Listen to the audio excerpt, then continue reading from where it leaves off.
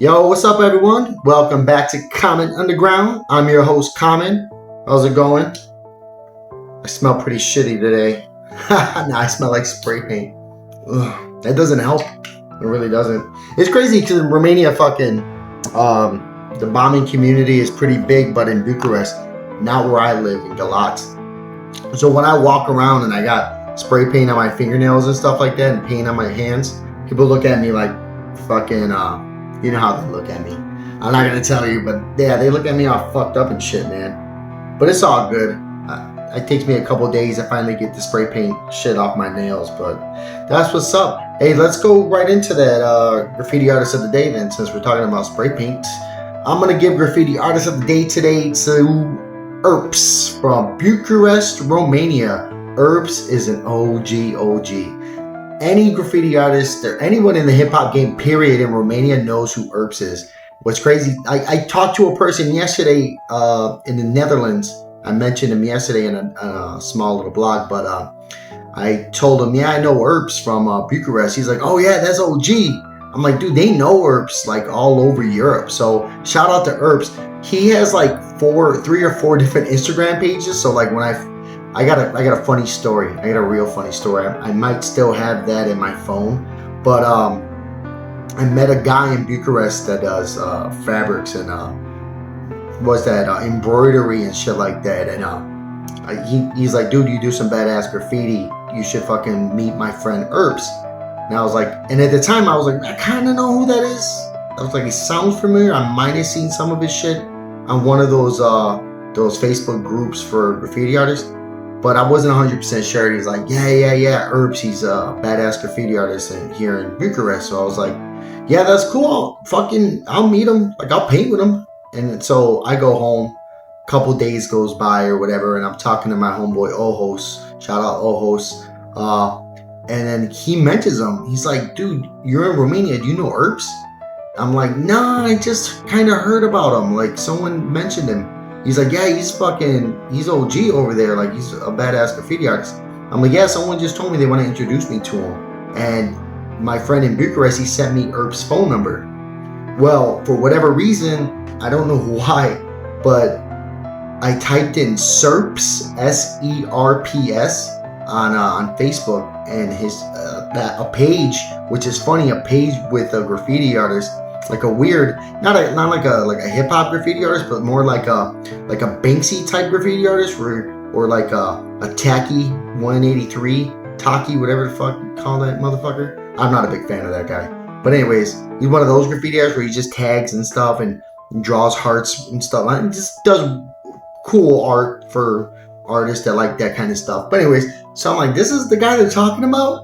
It's funny because I really thought that looking at all these funny images of like weird tagging and stuff like that, I'm like, this is the dude everyone was talking about. So I send a message and I go into detail. Hey, what's up? My name's Common. I'm TDM crew from the south side of Chicago. I'm here in Romania. I've been painting and I heard about you and everyone says you're OG and we should link up. We should paint together. Here's my WhatsApp. Hit me up when you get this. Blah, blah, blah. Then I was like, I met your homeboy Dan, and he told me all about you. He wants me to meet you. He said you also got a graffiti store. I'm gonna go check out your store. And so I wait for maybe a day or two. I don't get any response. I'm like, well, this fucking sucks. Like, he got it. You know how like messages, they show you like someone's got the message. I'm like, dude, got it. So like, fuck it, whatever. You don't want to talk to me. And so I get a message back from homeboy Dan. And he's like, hey man, how come you didn't fucking call ERPS? And then I was like, how do you spell his name? And he's like, ERPS, ERPS. And I'm like, oh shit. So fucking I go on Facebook and I noticed I sent this dude, some random dude, a fucking message. It was funny because I did that twice in the same day. So I had to send that guy a message like, hey dude, I completely confused you with someone else. He had responded. He's like, dude, I don't know who the fuck you are. Stop writing me. So then I eventually got a hold of ERPS, talked to him on the phone and stuff like that. And we're planning to meet up with each other and paint. But like I said, he's an old school bomber. He's been painting for well over 30 years, maybe even 40 years.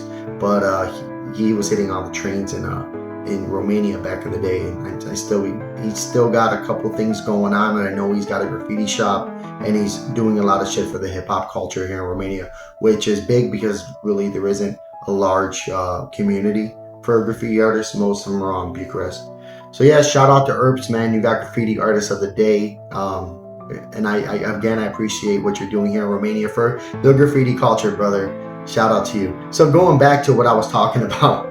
So I was looking for one of my friends in the UK that I was stationed with in Lashkargah, Helmand province, Afghanistan. And he was a British soldier. The dude's a giant. And I'm going to talk about him right now, and I hope he sees this and he reaches out, because I haven't seen him or heard from him in a long time. And so I was on, and his name is Shane Sutton, and most people in the UK and around Europe know him as Goliath. So he does strongman competitions, he does mixed martial arts, he does boxing, and he goes and does tournaments and stuff like that. So he's a huge dude. He's probably like around 6'7" or 6'6", 390 pounds, 380 pounds, around there. He's just a monster, right? And so he's a real good friend of mine, and I did an entire tour with him in Afghanistan, and I hung out with him every day. Just a great, gentle giant, man. And so I wanted to see if I can get him on an interview for the other podcast, for the Sectors of Fire podcast. And so I'm looking for him on Facebook, and then I type in Shane Sutton, and then a girl pops up with the last name Sutton, and for whatever crazy reason, and again, I quit drinking, so I can't really blame it on alcoholism, but I thought that was his wife. So then I seen a message that I had spoken with her back in like 2014. So I'm like, oh, this has got to be his wife. So because me and this dude are real goofy together, like we talk a lot of shit to each other and say wild stuff or whatever, I just, for whatever reason, kind of remember talking to his wife the same way back then. So I wrote on there, I forgot. I was like, where's your fucking cunt ass husband? I was like, tell that bitch he needs to fucking write me. I gotta talk to him. And I even wrote some other shit on there, some real dirty dog ass shit. Just horrible stuff I was writing. Because it's the way we talk to each other. It's the way, I don't know if you know how Brits communicate, but they use a lot of foul language towards each other. And that being said, I said some real bad things. And then for whatever reason, halfway through, me messaging, I thought about it. I'm like, let me make sure that this is the person I should be writing.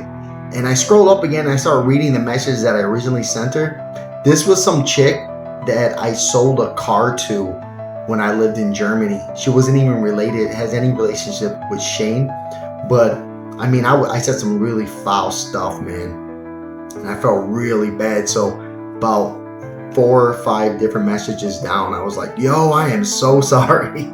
I am so sorry I called your husband a pikey cunt, a stupid bitch, and all these horrible things. And I was like, but anyways, I got the wrong Sutton.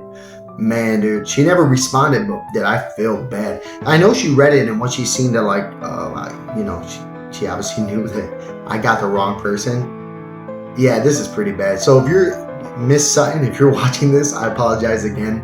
And to your husband, I'm sure he's not a pikey cunt, and if he is, I'm sorry for you, Miss Sutton, but you got my number. Yeah, so anyways, yeah, so that's what's up. So yeah, this guy Shane has not hit me up, and I'm pretty sad. But the thing about it is, like, what I worry the most about is like because I'm over here, so like when someone drops off the face of the earth, and I can't find them on Facebook or on Instagram or on what other shit is there? Snapchat. I have a Snapchat, but I don't understand what the point of Snapchat is unless you're cheating on your spouse or your boyfriend or girlfriend. Because other than that, it makes no sense to me. Because on WhatsApp, they have the disappearing message option, but I think it's like not like immediately. It happens after a couple days or whatever, which is a pain in the ass because sometimes I'll forget to turn that shit off and I'll lose information that I need from somebody that I had to talk to about business, and they'll send me like a picture or a file, and then I'm like, okay, cool, they sent it, and tomorrow I'll go check and the shit's gone. That shit pisses me off, man. So anyways, yeah, so Snapchat is for cheaters. That's what it's called, right? Snapchat. Obviously, you see, I don't cheat, so I'm not big on it. And then TikTok. Is TikTok still straight in America? Like, you guys still have TikTok? because I just recently started a TikTok. I had a TikTok before, but my daughter got a hold of my phone and it became her TikTok. And what happened was because I was logged in as myself with my birthday and all that shit, and she got a hold of my phone and did like fucking 50,000 TikToks on it. I got banned because obviously they thought I was a 7-year-old girl lying about my age. So then I just said, fuck it, I'm not going to do that again. It served no point to me. So then I started this, and then a buddy of mine in Nice, France, he was like, dude, you need to get on all the platforms, man. Like, if you're going to have a blog, you got to be on every platform. And I was like, well, I already have Instagram and Facebook. He's like, no, you got to be on TikTok. So then I made a TikTok, but then I still don't see the point. Like, I don't know. It all depends. Like, if you're the type of person that's completely interested about what every single thing a person is doing on a daily basis, like throughout their regular day, if you're interested in that, then it makes sense to have TikTok. But I don't really care, like, well, if people go to the zoo and see a tiger. Like, I've been to a zoo.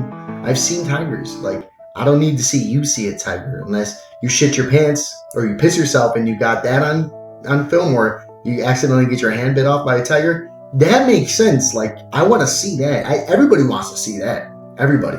So that's what you should be putting on TikTok. But you just like petting a monkey's cheek like that, and the monkey fucking smiles at you. I don't want to see that. Like, fuck you. Just put your phone in your pocket, fucking enjoy the zoo, go home and beat your kids like you probably normally do on a regular daily basis. Yeah, I don't care. So that's why TikTok is a weird thing to me. Again, I understand it's important to kids. But since we're on the subject of fucking platforms, and I did talk about this with a buddy of mine the other day, these internet platforms are absolutely fucking scary.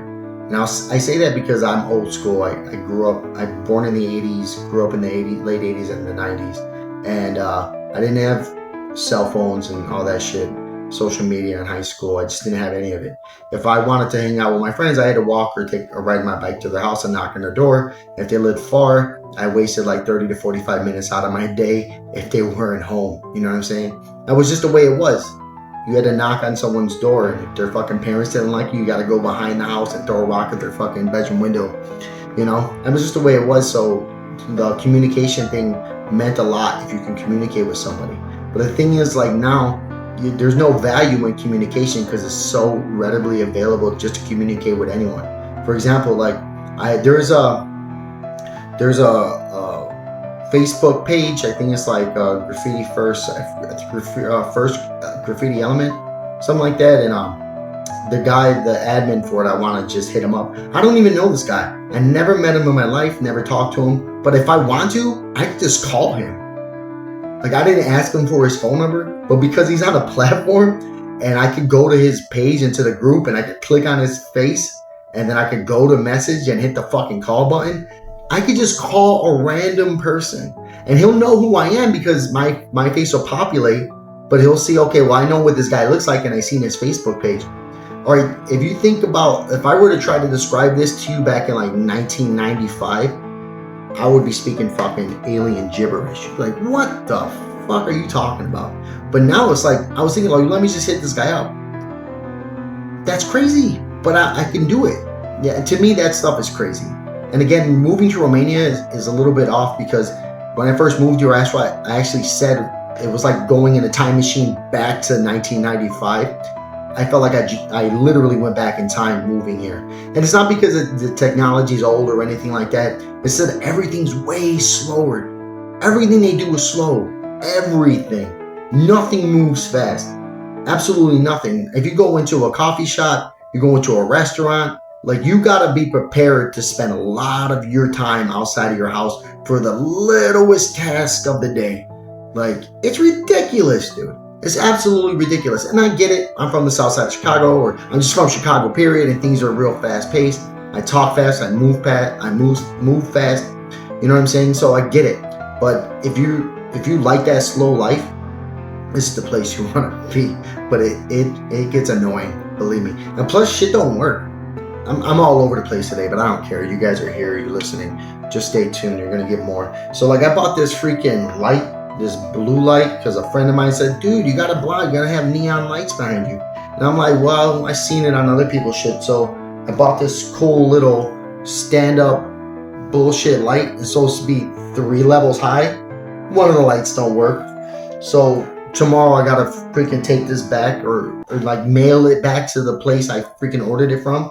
And this is crazy because this is my second time this week. I bought a printer, got it. It was broken. I was like, I had to take it back. The same thing. Like, you're not guaranteed to get good products, dude. You're just not. Like, the Amazon here is called eMag. So you can, you can order stuff from Amazon, but like 90% of the stuff don't ship here. So like if you're lucky, you might be able to get a pack of pencils. But then even if it ships here, it's got to go through customs. And then sometimes, like for example, when I wrote my first book, I ordered like 100 hard copies of the book to have it shipped to me from Amazon because I published the book on Amazon. Dude, it got to customs and I never got them. So they called me and was like, hey dude, we got a box over here for you, blah, blah, blah. I'm like, yeah, those are my books. Here's my address. Or like, you got to fill out these forms. They emailed me the forms, fill the shit out, sent it to them. Never got my books, dude. Called a couple times. They had no idea who I was and what I was talking about. Just absolutely insane. So I never ever got hard copies of my books. And the other books I didn't even try.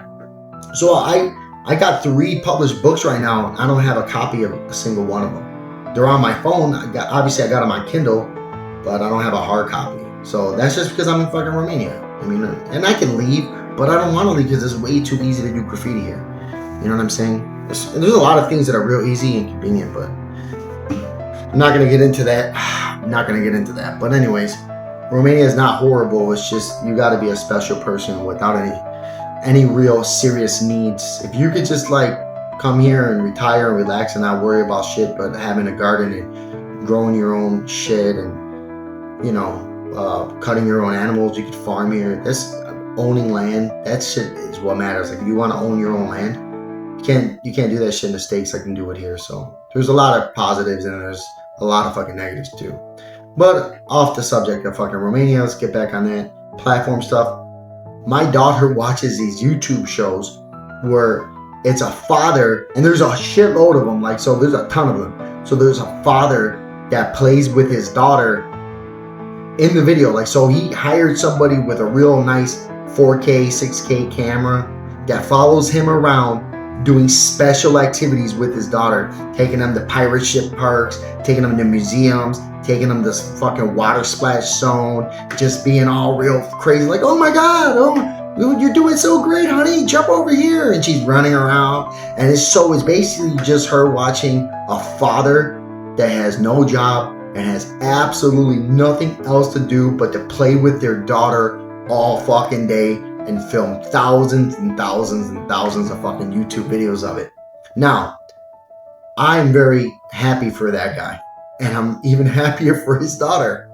But my daughter does not need to see that because now I am being compared to that motherfucker, and she's like, well, how come you don't play with me like Adley's dad or Salish's dad, and how come we can't make films? And if you notice on my YouTube, it's because of this shit. So if you guys are curious and you thought I was just being a cool dad or I was just being an awesome dad, I wasn't being a good dad at all. So if you look at my YouTube and you scroll down to videos, you're gonna see like 6 or 7 videos of me trying to be like those dads to fucking please my daughter. Because if I didn't do the shit, she'd be fucking pissed, beat me up and cry.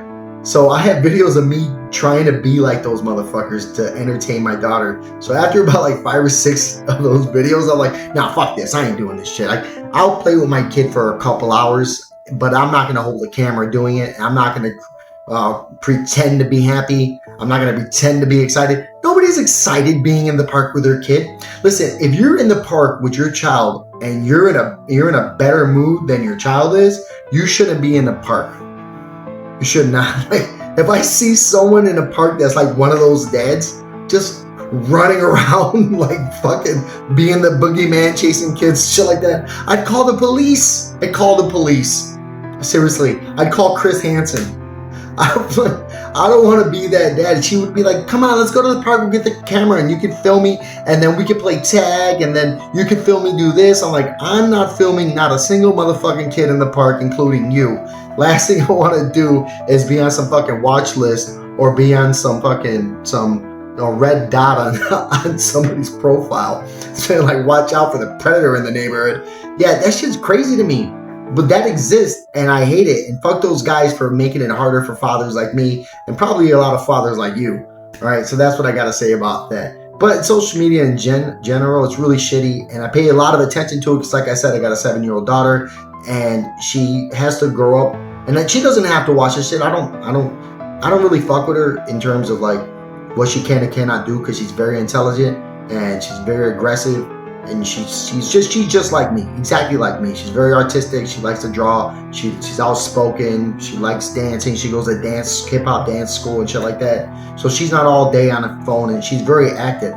But if she does fuck around with the phone, because she likes doing makeup tutorials, but she sees like a real pretty girl and stuff like that, you can see right away the first thing she's doing is trying to look in the mirror and, you know, compare herself to what she's seeing on those shows of these girls, you know, with the lips, whatever, those, they look like the predator had sex with a duck, and now these crazy looking women, or you guys know what I'm talking about, the BBLs and all that stuff. And yeah, so like I'm afraid that she's getting this real bad influence from watching this shit.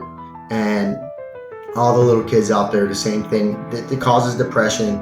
And yeah, it has to cause depression, because if you can't compete with AI, first of all, you can't compete with these girls who's doing all these surgeries and shit like that, because that's what they're doing. Like, they're influencers. That's the whole idea of being an influencer. Like, that would be like me influencing you guys to go out and do graffiti. Just kidding. You should all go out. I am influencer, guys. If you guys are not painting something, or then you guys are assholes. No, so I'm saying, like, they're influencing these little girls not to do the things that they're doing in a daily life, but to look like they look. And it's scary, because I don't want my daughter to have an identity problem. I don't want her to have self-esteem problems. And you guys know what I'm talking about. So I'm not preaching to a choir. Just so you guys understand, it's very dangerous, and like, you got to monitor what they're watching. For example, like, my son likes watching freaking this thing called Jeffy, and he's been walking around all week smacking his junk. I'm like, why is this kid smacking his junk all the time? And he's like, I've been watching Jeffy. So like, what the fuck is that? So yeah, so that's what I got. And that's all I want to talk about today. Thanks for listening. I hope you guys enjoyed the blog. Comment underground. I'll talk to you guys later.